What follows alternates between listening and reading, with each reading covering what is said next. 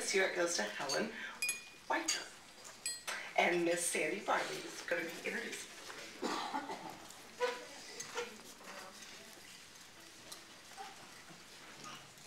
It is such a pleasure to be presenting this award to Helen.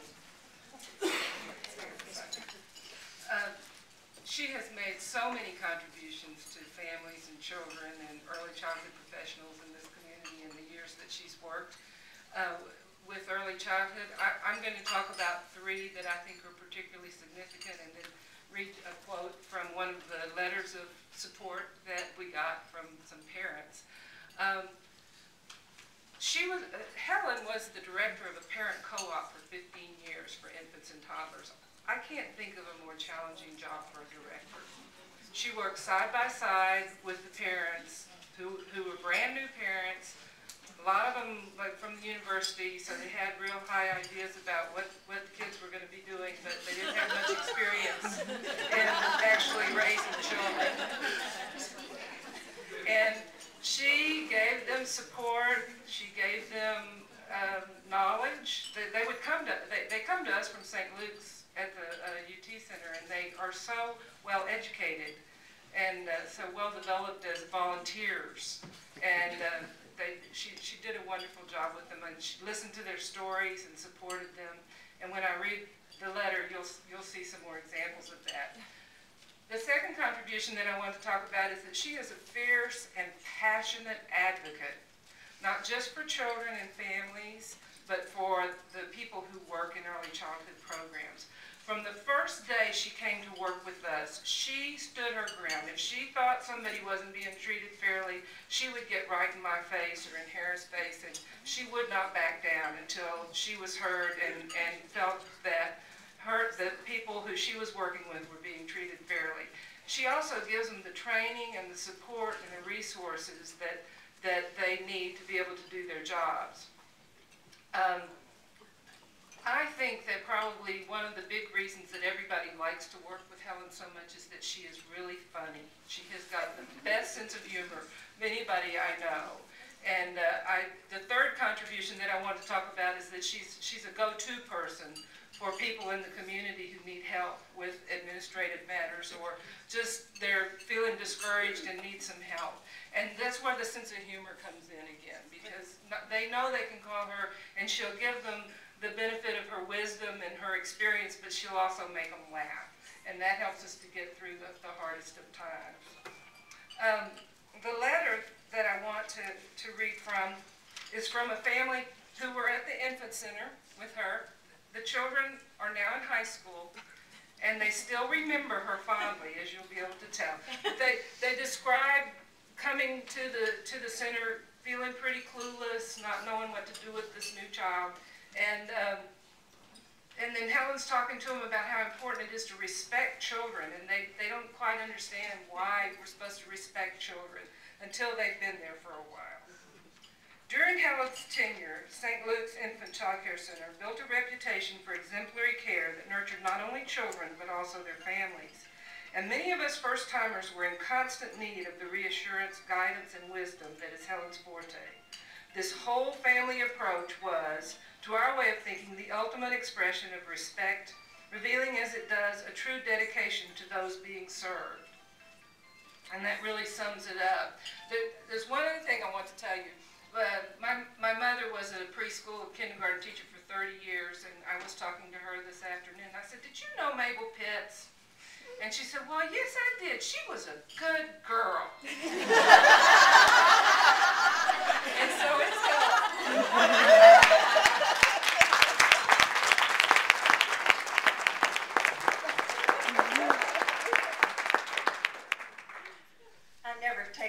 Turn down an opportunity to speak at a microphone. Thank you all so much.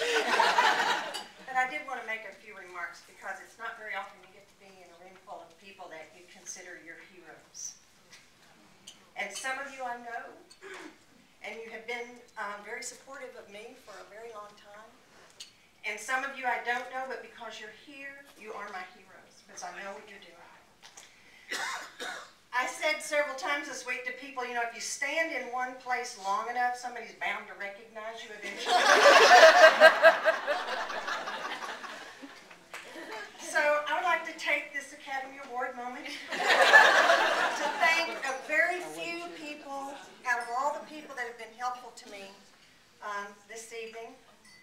And of course, I'd like to, pour on the schmaltz because I think we can't, any of us leave here without some tears. I've got the hankies.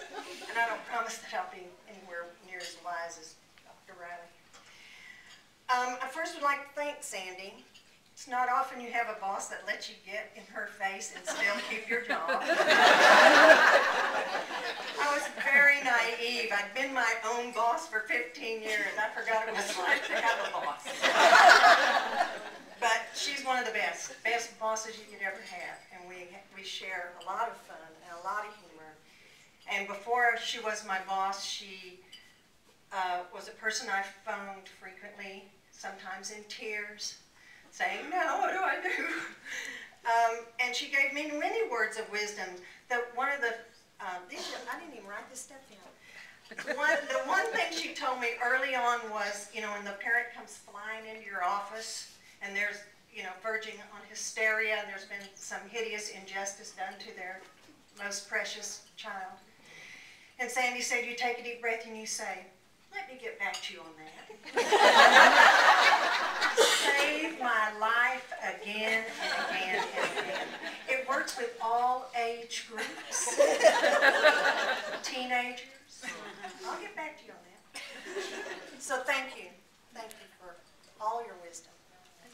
I need to thank Hara, who when I first met her, she was just Corey's aunt.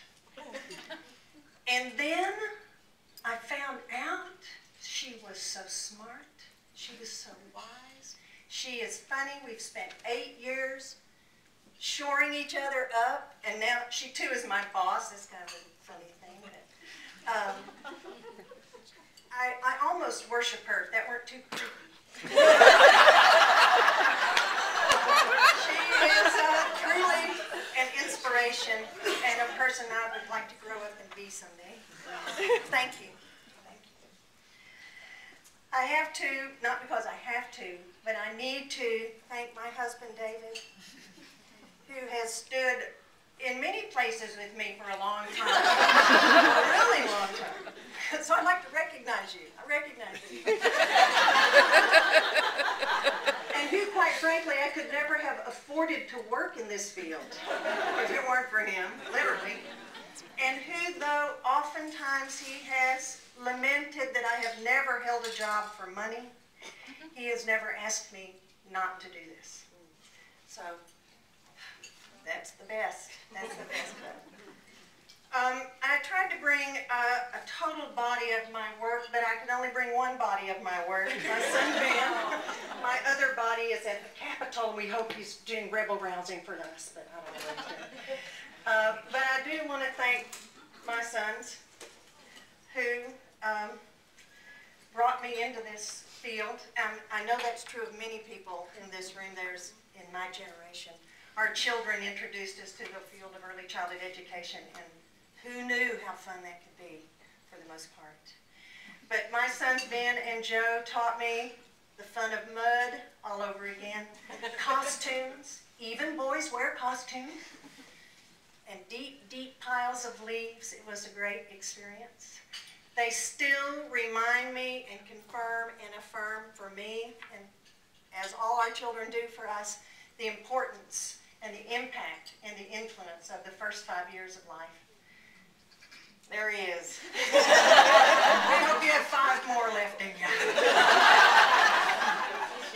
And of course, my deepest, deepest gratitude goes to all those families, those brave, brave families who left their children in my care, who thought I maybe knew what I was doing, and who, of course, taught us. We all learn much more than we teach, and we all get back much more than we ever give. So that's my schmaltz. I do want to say that in being a recipient of the Mabel Pitts Award, that I feel a little bit like the bystander that pulled a woman out of a burning car, which I feel like is what we actually are doing every day of our lives, is pulling parents out of burning cars. But, when they say, "But do you feel like a hero?" I don't feel like a hero. I'm just doing what anybody would do under the same circumstances. Don't you believe that to be true? I do. And so I'm just here as a representative all of you and those people that aren't here, people that are in Amarillo, bless their hearts, who are doing what we do every day. I just represent them this year, and I thank you for letting me do that. I just know I was the right person, the right time, and I'm still standing.